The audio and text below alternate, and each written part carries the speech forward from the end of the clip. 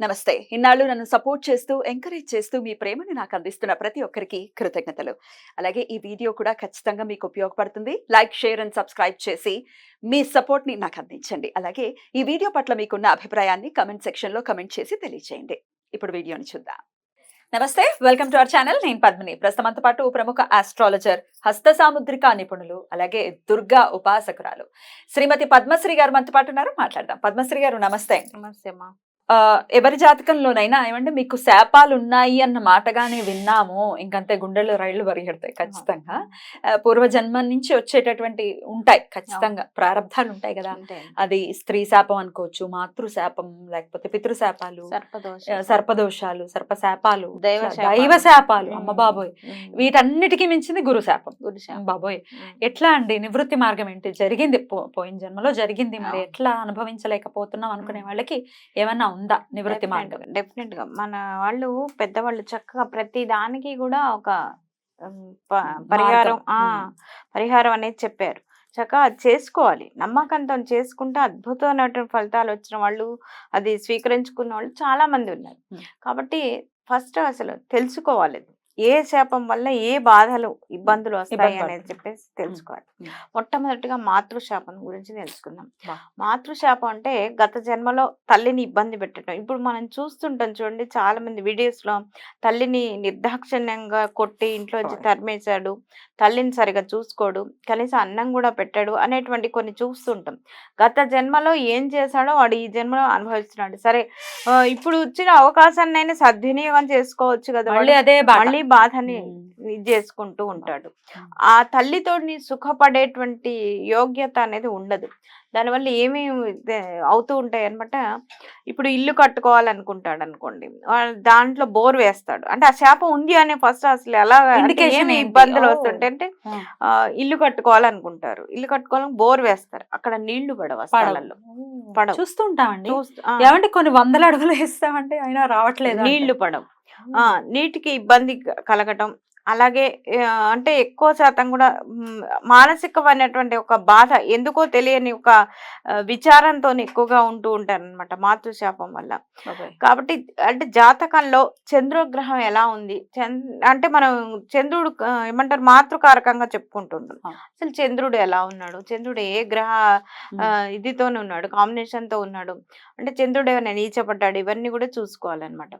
దానికి నివారణ ఉపాయంగా ఏం చెప్పుకుంటాం అంటే తల్లి సమానులైన ప్రతి ఒక్కరిని కూడా గౌరవించాలి. తల్లితో పాటుగా తల్లి సమానమైనటువంటి ప్రతి ఆడవారిని కూడా చక్కగా గౌరవించాలి. గౌరవించటం వల్ల ఏమవుతుందంటే ఈ స్త్రీల వల్ల ఎక్కువగా, అంటే ఈ చంద్రుడు బాగలేకుండా ఇట్లా ఉన్న వాళ్ళకి ఎక్కువగా స్త్రీలతోని వివాదాలు ఎక్కువగా ఉంటాయి. చూడండి, మగవాళ్ళకి కొంతమందికి ఉంటుంది, స్త్రీ వ్యాధ ఉంటుంది. వెళ్ళొద్దు మీరు,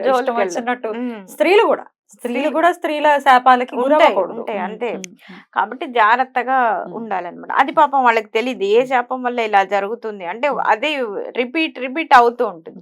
కాబట్టి అవుతుంది అంటే మీరు ఖచ్చితంగా తెలుసుకోవాల్సినటువంటి విషయం, మీకు గత జన్మలో మీరు మాతృకారకమైనటువంటి ఆ తల్లిని దూషించటం వల్ల తల్లికి ఇప్పుడు ప్రస్తుతం మీకు అంటే 4 సంతానం ఉన్నారనుకోండి, ఉంటే ఒకరిని ఒకలాగా మిగతా వాళ్ళందరినీ ఒకలాగా చూడటం అనేది అది ఖచ్చితంగా ఉంటుంది, గ్రహించుకోవాలి మనం. కాబట్టి జనరల్ గా తల్లులు అలా ఉండరు, కానీ ఇట్లా శాపం ఉంటే మాత్రం ఆ డిఫరెన్స్ చూపించడం అనేది ఉంటాయి. చాలా మంది చెప్తూ ఉంటారు కూడా, మా అమ్మగారు ఇలాగా జనరల్ గా ఏ తల్లి ఉండరు, కానీ అలా అనిపిస్తూ ఉంటుంది అనమాట. కాబట్టి అటువంటి వాళ్ళు తల్లి ఎలాగున్నా మీరు అది గ్రహించుకొని గత జన్మలో చేసినటువంటి ఆ కర్మ వల్లనే ఇప్పుడు మీకు ఇలా వస్తుందని చెప్పేసి తెలుసుకొని తల్లికి వందనం చేయడం, తల్లితో సమానులైనటువంటి వారందరినీ కూడా పూజించడం, గౌరవించడం చేస్తూ ఉండాలన్నమాట. అలాగే చంద్రగ్రహ ప్రీతి కొరకు చక్కగా మీరు నవగ్రహాల దగ్గరికి వెళ్ళినప్పుడు చంద్ర భగవానుడు అంటే నవగ్రహాల్లో ఉంటాడు కదా చంద్రుడు, చంద్రుడి దగ్గర దీపం పెట్టేసి చక్కగా మీరు అంటే ప్రతి పౌర్ణమికి కూడా 1 కిలోంబావు బియ్యాన్ని అక్కడ గుడిలో ఉన్నటువంటి పూజారి గారికి దానం ఇస్తూ ఉండాలి. లేదా ఎవరైనా సరే ఫుడ్ అంటే ఆహారం లేని వాళ్ళకు ఆహారం పెట్టడం, పెరుగన్నం లాంటివి పెట్టినా కూడా పౌర్ణమికి ఈ తల్లి శాపం నుంచి బయటపడతారు. ఇంకా శాపాలు ఉంటాయి కదా. అవును, పితృశాపం ఎలా ఉంటుందంటే, పితృశాపం ఉన్న వాళ్ళకి ఎలా ఉంటుందంటే తండ్రి అంటే అనామకుడైనటువంటి తండ్రి, అంటే సరైన సంపాదన ఉండదు. చాలా మందికి చూడండి, ఈ తండ్రి సంపాదించకపోయే వరకు పాపం ఒక యుక్త వయసు వచ్చే వరకు వాడి భారం మొత్తం కూడా మొత్తం వీడి భుజాల మీద, ఈ పిల్లాడి భుజాల మీదనే పడుతూ ఉంటుంది, లేదా ఆడపిల్ల అయినా సరే. పాపం తండ్రి సంపాదన పరుడు కాకపోతే ఆ ఇల్లు మొత్తం కూడా అస్తావ్యస్తం అయిపోతూ ఉంటుంది. చాలా ఇబ్బందులకు గురవుతుంది. అంటే డెవలప్మెంట్ అనేది ఉండదు అసలు. ఫస్ట్ తండ్రి సంపాదించి ఒక బేస్ అనేది ఏర్పాటు చేస్తే దాని మీద మనం ఎన్ని అంతస్తులైనా వేసుకోవచ్చు. అసలు బేసే కరెక్ట్ లేకుండా ఉంటుంది అనమాట. తండ్రి శాపం అంటే పితృశాపం అనేది అలా చూసుకోవచ్చు. మరి కొంతమందికి ఎలా చెప్పుకోవచ్చు అంటే చిన్నతనంలోనే తండ్రి చనిపోవడం, అది కూడా శాపంగా చెప్పుకోవచ్చు. పాపం అది ఎంత నరకం అండి.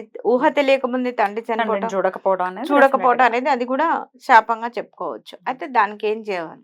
నివృత్తి మార్గం ఏంటంటే చక్కగా సూర్య భగవానుడికి నమస్కారం చేసుకుని సూర్యుడికి అర్ఘ్యం వదులుతూ ఎక్కడైనా సరే అంటే గోవుకి ఏం చేస్తారంటే చక్కగా గోధుమలు, బెల్లం లాంటి అంటే మిశ్రమాన్ని కలిపేసి ఏం చేస్తారంటే గోవుకి తినిపిస్తూ ఉండండి. అలాగే ఎవరైనా సరే అంటే ఈ ఇందులో అంటే 2 గ్రహాల వల్ల ఇది ఉంటుంది. శని కర్మకారకుడు, శని బాగలేకపోయినా కూడా అంటే 9th హౌస్ చెడిపోయినా కూడా ఇటువంటి పితృదోషాల కారకం అవుతుంది అనమాట, కారణం అవుతుంది. కాబట్టి మీరు జాతకం చూపించుకున్న వాళ్ళైతే అంటే జాతకం ఉన్న వాళ్ళైతే అలా చేయండి. లేదు మీకు ఇటువంటి సిమ్టమ్స్ మీకు కనిపించాయి, నాకు దగ్గర జాతకం లేదు, టైం లేదు అనుకున్నారు అనుకోండి, ఈ సిమ్టమ్స్ కనిపించిన వాళ్ళు ఈ పరిహారాలు చేసుకున్నా కూడా అద్భుతంగా ఉంటుంది అనమాట. గోవుకి చక్కగా గోధుమలు, బెల్లం అవి తినిపిస్తూ ఉండండి. పచ్చిగడ్డి అంటే ఆహారం ఏదైనా సరే, ఎందుకంటే గోమాతలో చాలా అనంతమైనటువంటి పాజిటివ్ అనేది ఉంటుంది. అలాగే ఏమంటారు, శని భగవానుడు బాగలేకపోయినా కూడా ఈ పితృదోషం ఉంటుంది. అంటే శని కర్మకారకుడు, అంటే బాగా కష్టపడే వాళ్ళల్లో బాగా అటువంటి వాళ్ళకి కనుక మనం సహాయం చేసాం అనుకోండి, అంటే ఈ మున్సిపాలిటీ వాళ్లకు లేదా కూలీ నాలి చేసుకునే వాళ్ళకి ఏదైనా సరే మీకు తోచిన యథాశక్తి వారికి సహాయం చేస్తూ ఉండండి. అప్పుడు మన ఇంట్లో పనిచేసే పని వాళ్ళకైనా సరే అలా చేస్తూ ఉన్నారనుకోండి, మీ ఆ శని ఆ దోషం వల్ల తొలగిపోయి మీకు తెలిసినా తెలియకపోయినా జాతకం మీకు పడుతున్నటువంటి ఆ బాధ నుంచి విముక్తులు అవుతారు. అంటే అంత తీవ్రత తగ్గుతూ ఉంటుంది అనమాట. సో ఇదొక ప్రత్యామ్నాయం. అలాగే సర్పదోషం కామన్ గా వింటూ ఉంటాం. సర్పదోషం వల్ల ఏంటి? కుటుంబ కలహాలు కలగడం, అలాగే సంతానం లేకపోవడం, ఆర్థిక పరమైనటువంటి చికాకులు. సర్పదోషం ఉన్న వాళ్ళకి అందరితోని కూడా చీటికి మాటికి గొడవలు ఎక్కువగా అవుతూ ఉంటాయి అనమాట. గొడవలు ఎందుకో తెలియదు, అకారణమైనటువంటి గొడవలు ఎక్కువగా వస్తుంటాయి. అది ఎందుకు వస్తుందంటే గత జన్మలో తెలిసో తెలియకో జంట నాగుల్ని చంపేయడం అలాగా ఉంటుందన్నమాట. పాపం మనం సర్పదోషాలు అంటే మనకు తెలియకు, అప్పుడు ఏం చేసామో తెలియదు. ఇప్పుడు దానివల్ల ఏమవుతుందంటే ఈ సంతానం లేకపోవడం, వైవాహిక జీవితం లేటుగా అవుతుంది. కొంతమందికి త్వరగా పెళ్లి చేసి ఇద్దరి మధ్య సఖ్యత లేకుండా చేయడం, ఇది మహాభయంకరం. అసలు పెళ్లి అవ్వకుండా బెటర్ అనిపిస్తుంది. ఇప్పుడు వివాహం చేసి దంపతులు ఇద్దరిని ప్రశాంతంగా ఉండనీయకపోవడం అనేది సర్పదోషంలో ఒక ప్రత్యేకతగా మనం చెప్పుకోవచ్చు. దాని నుంచి విముక్తి కలగాలి అంటే చక్కగా నవగ్రహాల్లో కేతువుకి, రాహుకి దీపాలు పెట్టేసి చక్కగా ఒక 7 ప్రదక్షిణాలు చేసేసి ఏం చేస్తారంటే దానికి కూడా అంతే, గోవుకి నల్ల నువ్వులు తినిపించటం చేసుకొని, అలాగే కేతుగ్రహానికి, రాహుగ్రహానికి దుర్గా మంత్రాన్ని స్మరించుకుంటూ తిరగాలన్నమాట. రైట్. ఇలా ఈ విధంగా 3 దోషాలు అయితే చెప్పారు. దోషాలు ఎన్నో రకాలు ఉన్నాయి, శాపాలు ఎన్నో రకాలు ఉన్నాయి. కాబట్టి 3 దోషాలకు సంబంధించి చాలా ప్రామినెంట్ గా వినపడుతూ ఉంటాయి. సర్పదోషం అయితే ఇంకా ఇదిగా వినపడుతూ ఉంటుంది. కాబట్టి ఈ ప్రత్యామ్నాయాల్ని ఫాలో చేసుకుని డెఫినెట్ గా ఈ శాపాల నుంచి బయటపడాలి మన వాళ్ళని మనస్ఫూర్తిగా కోరుకుంటూ. రైట్ అండి, చాలా చక్కగా వివరించారు. కృతజ్ఞతలు. నమస్కారం.